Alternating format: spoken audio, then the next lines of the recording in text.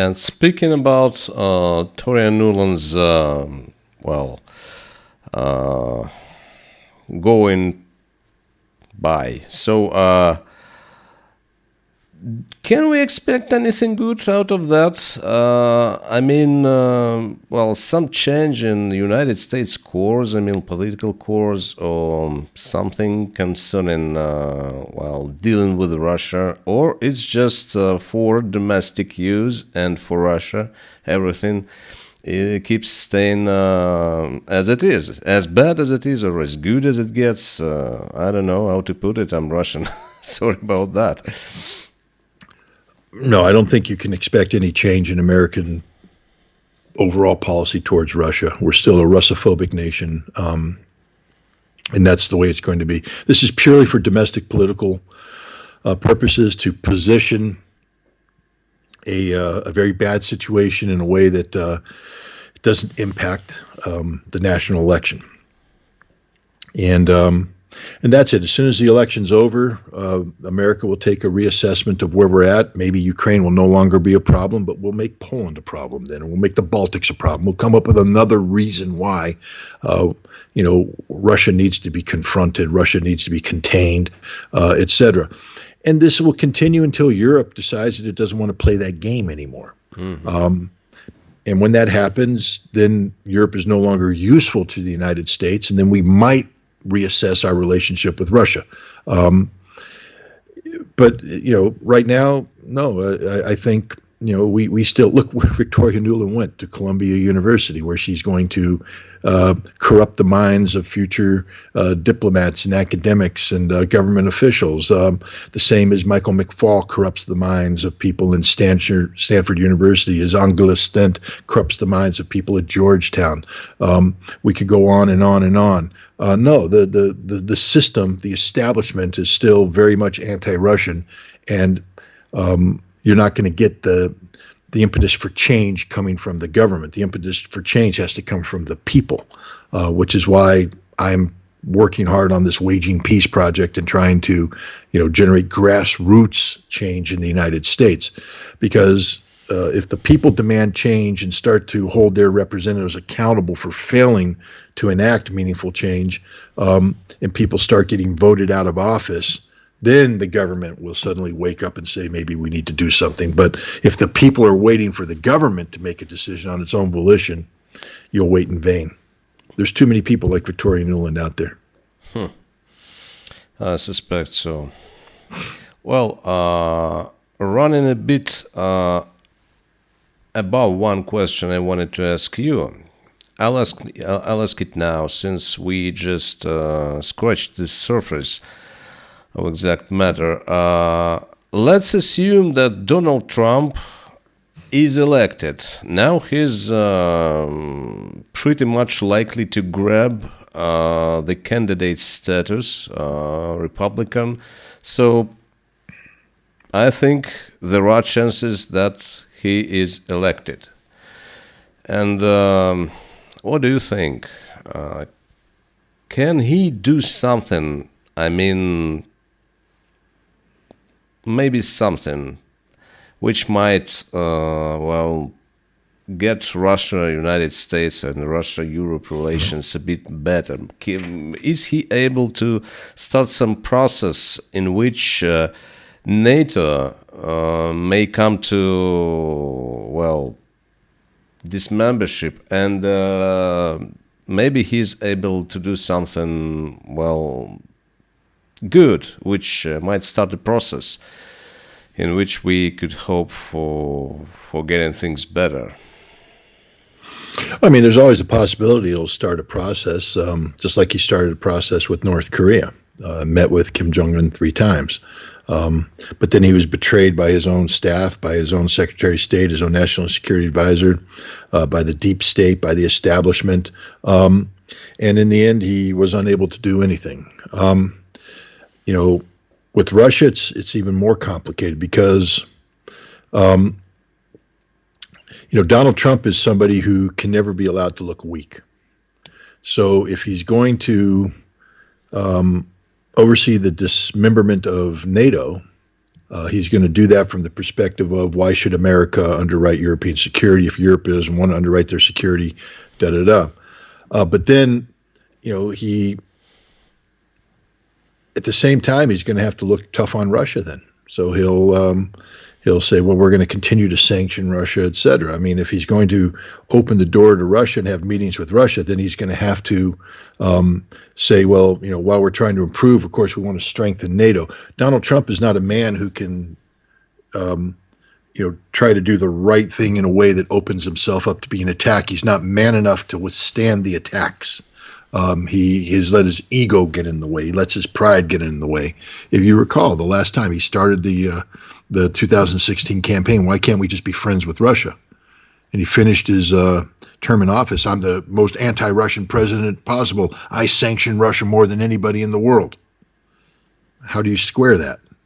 It's because of Donald Trump's ego, because he can't do the right thing, because who knows what the future will hold. Maybe he'll be a different president now that he only has 4 years. He doesn't have to worry about re-election. Maybe he learned his lesson from last time, bring in better advisors. But he will always have Congress around his neck. Congress is a deeply Russophobic Congress. And Congress will not willingly give up the tool of sanctions. And Donald Trump is not man enough to stand up to Congress and tell them to pound sand on the issue of Russia. So if I were Russian, I wouldn't expect anything great coming out of Donald Trump. In fact, I'd be look, Vladimir Putin said it the best. At least Joe Biden, you know what you're getting. It's predictable. Every conversation I've had with Anatoly Antonov, the Russian ambassador to the United States, what he says is all he really wants more than anything is predictability. Because if there's predictability, then you can make plans. It doesn't have to be, the predictability can be bad things, but at least you can plan for it. You can then say, okay, this is the way it is. I'm going to make a plan for it. But the worst thing from a foreign policy and national security standpoint is unpredictability, because you can't make plans. Donald Trump is an inherently unpredictable person.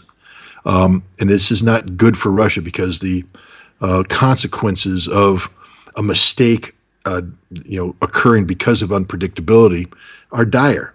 So for all those people out there who think that Donald Trump's the man, we need Donald Trump, the war in Ukraine is going to end. The war in Ukraine should end before Donald Trump gets elected. If it doesn't, that's a problem for Russia. But if you're hoping that Donald Trump's election changes the outcome of the war, then you've already lost, haven't you? Because you're basically saying that in order to win the war, you need an outsider from the United States to come in and do this. Donald Trump is irrelevant to the conflict in Ukraine. As I said, this war should be over before November. Russia should have won. It should be in the cleanup stage. And that would be better, because now Donald Trump doesn't have to pretend that he can solve the war in 24 hours. I mean, what does the average Russian think of the arrogance of that statement? That Donald Trump believes that 24 hours after he's elected, he can end the war in Ukraine. Wow. I mean, like he's magic. That means that Vladimir Putin's not a serious man. That means that Lavrov's not a serious man. That means that Gerasimov's not a serious man. Shoigu, these aren't serious men. Because no serious man could allow an outsider to solve a problem in 24 hours that they couldn't solve in 2 years. It's the greatest insult possible to the Russian people, to the Russian government, to the Russian leadership. And yet somehow many people in Russia are like, we need Donald Trump. You don't need Donald Trump. Nobody needs Donald Trump. He may win the election, but nobody needs that. Nobody should want that, because it's unpredictable. That's one of the best things on an interview that could happen. I asked this question because some of my viewers are very concerned who will be the next president of the United States and how they should get their approach to that. We cannot change anything, but we want to know how to take it. So when people want to figure out, they ask questions. And thank you for that, Scott. That was one of the most brilliant. I'll even go a step further. America is not going to change for many, many years. Even this grassroots effort that's taking place is generational. The best you can hope for right now is to avoid a nuclear war, so that we are alive when and give the next generation a chance to change things. But anybody who's thinking that America and Russia are going to be friends in the near future, the nations, you're wrong.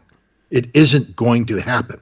America is fundamentally sick in the head about Russia, and the re-education process is going to take generations. So my advice to the Russians is continue to have a warm spot in your heart for any Americans who want to be your friends, but don't hope that somehow things are going to change. It isn't. The future for Russia is what the Russian government has said. Russia needs to be self-sufficient. Russia needs to be a nation that can stand on its own. If you believe that Russia can only succeed by being friends with America, then you've already lost because you've given up on Yeltsin's Russia. philosophy. I'm sorry for interrupting you. That's No, but Yeltsin's you're right. philosophy, as it is. It is. I think it's time for Russia to internalize the Putin philosophy, which is Russia could be a friend with all nations, but isn't dependent upon any nation. That Russia is a self-sufficient nation, that Russia can stand on its own 2 feet and will stand on its own 2 feet, not as a weak nation, but as a strong nation, as an equal of anybody. And here's the other thing. If you want America to be your friend, America, the nation, collectively, then we have to respect you. We have to respect you. We won't respect somebody who keeps looking up to us with, adulation and hey, oh, it's the big brother here to help me. Big brothers never respect the little brother because they push them around, they use them. If you allow America to push you around, to use you, to dictate to you, to somehow impose its will on you, then you'll forever be a weak nation, and America will never respect you, and then you'll never have good relations with America. The only way to have good relations with America is for us to respect you. And the only way we're going to respect you is for you to stand up on your own 2 feet and show you don't need. It's sort of like, a guy going after a girl or a girl going after a guy. If one side is too easy, if the girl's too easy, does the guy respect her? Nope. You know how the guy falls in love with the girl? When she's indifferent to him, when she says, I can live without you. I don't need you. I can move over here and my life will be just fine without you. And suddenly the guy's like, no, I've got to. And then he starts doing the right things. He starts appreciating her. He starts buying her flowers, not because he's trying to dominate her, but he's trying to show his love, that they're equals, that they can work together. And it's the other way around. If a girl abuses a guy, the guy walks away. But the second the guy says, I don't need you, I can do this, the girl changes her attitude. If you want America and Russia to be friends, you have to demonstrate to us that you don't need us. You don't need us. You have to make us want you. What we want is a strong nation that we respect, that we admire. So become that. Stop thinking that your road to salvation goes through the West. It does not. The road for Russian salvation goes through Russia and Russia alone. Be proud of who you are. I'm proud of who I am as an American. I am. I think America's a great country. I'll put my history up against anybody. We have done great things, amazing things as a nation. I'm not ashamed of being an American. I'm ashamed of my government, but I'm not ashamed of being an American. But just because I'm proud of who I am doesn't mean that you have to say, well, then you're better than we are. No.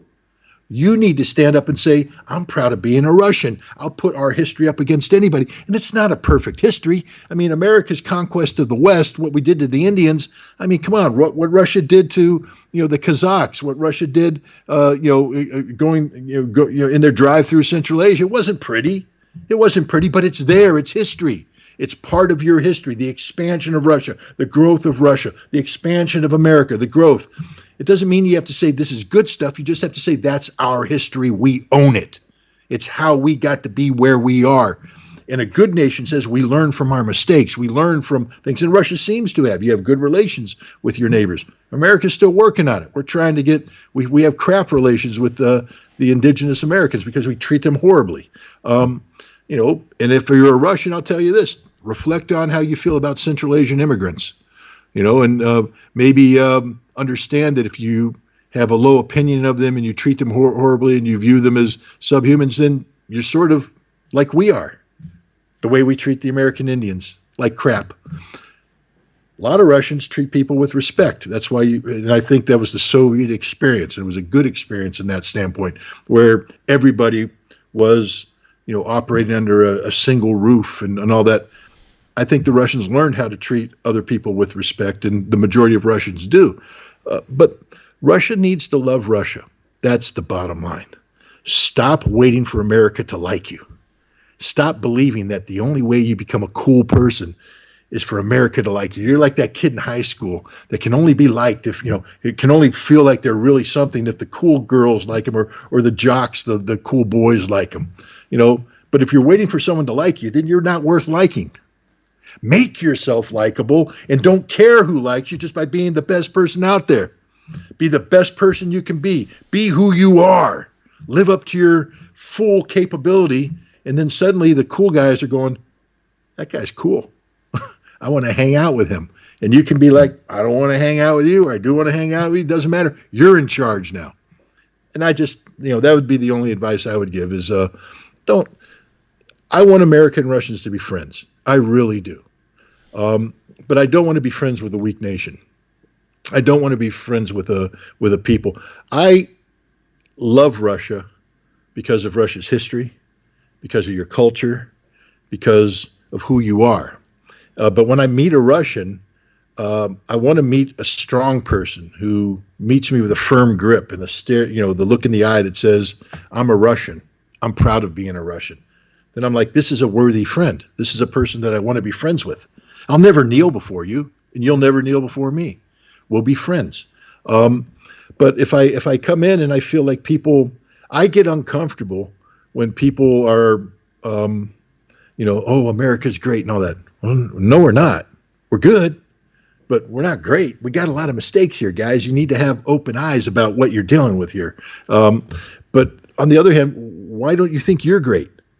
I mean, why have you turned your back? That's my problem with Russians who gravitate to the West. Again, I want friendship, but if you're gravitating to the West by turning your back on being Russian, there's a problem then, because I'm like, why don't you respect who you are?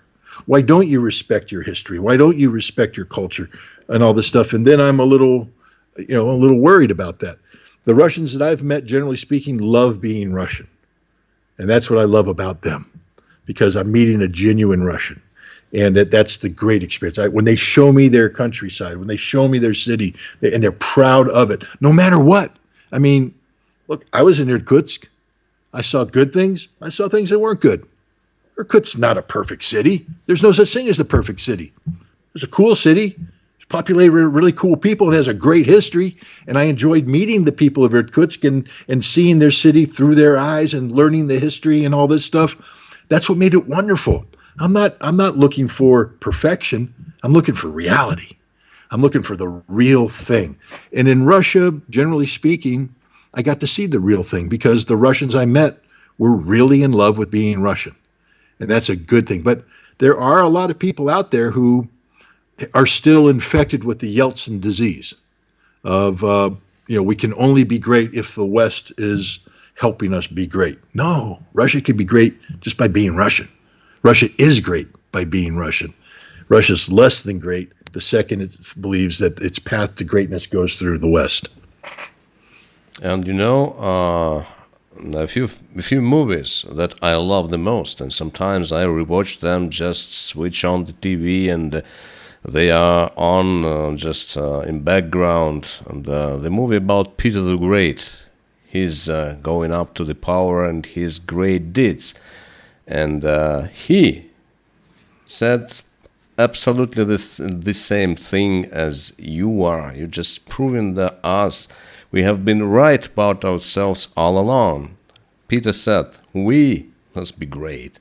We used to be a small politique for the West, and we'll be great. And he built the navy, which feared the Turks who owned the sea. They feared Russian navy. So, they're absolutely right. You do understand Russians, and that's That's a great thing. And yeah, you just proved again that first of all, you're gonna be respected, you're gonna embrace yourself, first of all. You're gonna be strong. And the greater you are, the better treated you are, if you're self-sufficient. That's, by the way, in one of the best TV series I know, Lois and Clark, The New Adventures of Superman. Please don't laugh, Lex Luthor. That's why Lex Luthor respected Clark Kent. He was the opponent Lex expected. The opponent hard to beat. So, look, I don't laugh because I mean, I'm not laughing to make fun of you. I'm laughing because, look, I'm the same way, to be honest. I watch movies and TV shows, and it's funny because you're watching something that, you know, on the surface just seems so ridiculous. But then when every great story, no matter how ridiculous it is, Superman, Lex Luthor, the Kryptonite, a good story gets into the human dimension, and it gets into, you know, the struggle of humanity in general, and it really succeeds if you identify with, you know, a character and what that character is going through, and et cetera, and you can see parallels. So, you know, I'm a big fan of Guardian of the Galaxy. Now, what serious person in his life would ever be a fan of a show where the star is a talking raccoon? You know, and yet, when you look at Guardian of the Galaxy, every human struggle a person goes through is laid out right there in a wonderful fashion. And, you know, so that's why I was laughing, not to make fun of you, just because when I hear you, I'm like, yeah, guilty. That's what I do too. You know, I guilty as charged. Absolutely. And yeah. Me, you know, sometimes I was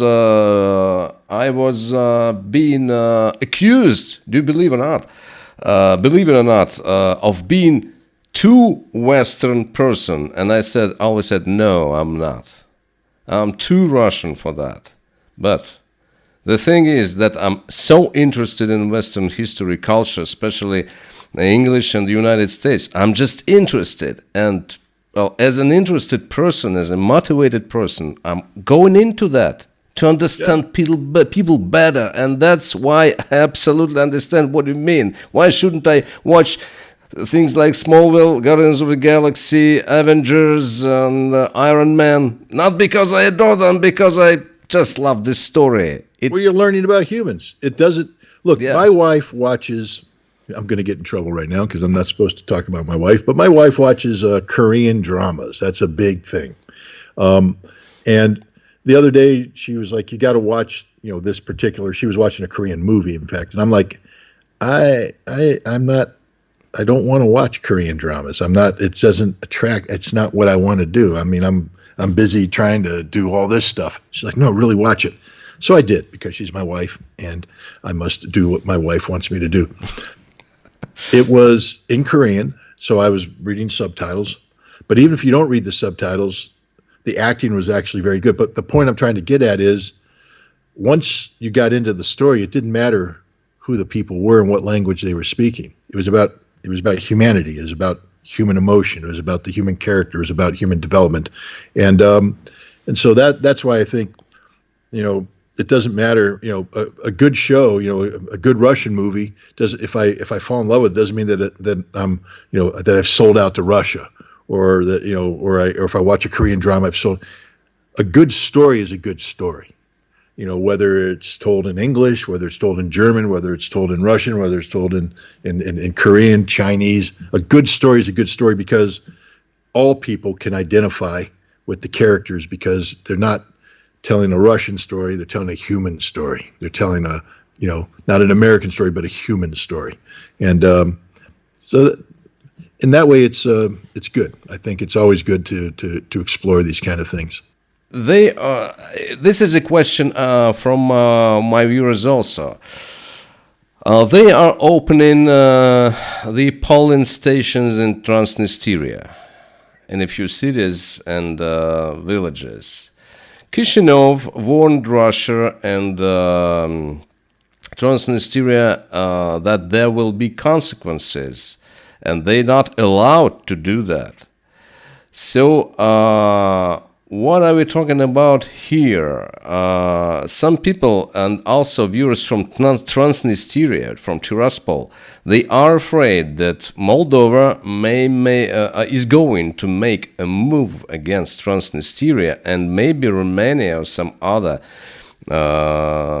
countries may help them, because it doesn't affect for the general thinking Russia, because they consider Transnistria as their territory, so they are free to do whatever they want. So is there a risk of Moldova making move against Transnistria? And some people are afraid that Ukraine from their side may help them if they do. What do you make out of it? I mean, there's always a risk. I don't think the Moldovan army is well known around the world for its offensive capabilities. I didn't realize that they suddenly were transformed into this all-powerful military capable of carrying out, significant offensive operations. I also, last time I checked, Moldova is rather dependent upon Russia for gas.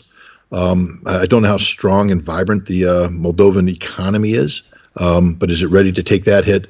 And I would also say this: if Moldova wants to play games, I think there was somebody from a part of Moldova that has pro-Russian tendencies just in Russia. I think Moldova would lose more territories, and may very well lose more territories going forward. Ukraine doesn't have enough manpower to man the front, let alone open up a second front against Transnistria. And if Romania wants to join, there will be no Article 5 protection, so Romania will be destroyed by Russian missiles. So, if people want to play ball, but I don't think Russia's messing around. The thing about the Russians is that very rarely do they allow something to happen without thinking through the consequences. Meaning that if the Russian government didn't want these polls to open, because it put Russia in a very difficult situation, then Russia wouldn't allow the polls to be open. Russia's already said that an attack against Transnistria is an attack against Russia. They've already said this. So while Transnistria right now legally isn't part of Russia, an attack against Transnistria will be treated as if attack against Russia. Maybe people don't believe Putin, but again, I believe that the Russians don't say things and don't allow things to happen without being fully cognizant of the consequences and the potential fallout. So I think Russia has thought through, the various iterations of what could happen, and is prepared to deal with the consequences. I don't think Romania is prepared to deal with the consequences. I don't think Romania understands what happens when their entire energy infrastructure goes out, when critical infrastructure disappears, when the troops they send into Moldova come home dead, because this will happen. And it won't have NATO protection, because it's not an Article 5 mission. NATO's not going to commit suicide by, supporting a Moldovan strike against Transnistria. So I think there's a lot of posturing and bluffing and saying things, but I don't think they're serious about it. I don't think Sandu understands how precarious her position is. She's not a popular leader. There is a significant percentage of the Moldovan population that wants good relations with Russia, not bad relations. And as I said, there's an additional region in Moldova that would be more interested in being part of Russia than being part of Moldova. And if she wants to play stupid games, then she'll pay stupid prices. It's great to know that. Great to know that. And Scott, thank you so much for your time.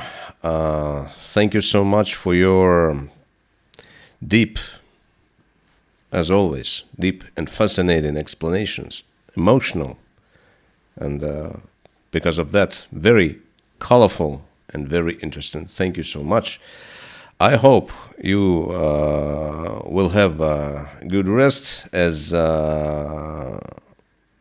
your non-stop doing that is has to stop sometimes for a while, maybe for a little while. Just you have to use some time to rest. So thank you so much, and hopefully we'll meet again on my channel. Absolutely. Thank you very much for having me on, and best to your audience, and we will definitely be in touch together sometime in the near future.